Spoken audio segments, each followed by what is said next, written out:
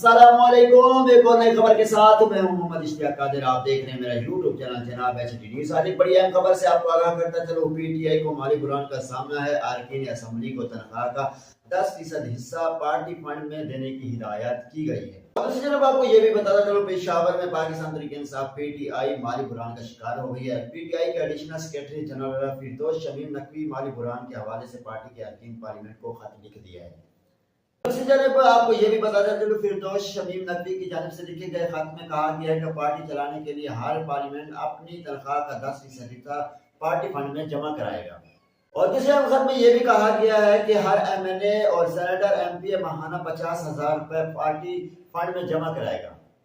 नकवी की जानिब से ये भी लिखा गया है कि पार्टी की सरगर्मियों के लिए हंगामी बुनियादों पर रकम भेजी जाए और उम्मीद है कि अरकान असेंबली 72 घंटों के अंदर पैसे भिजवा देंगे।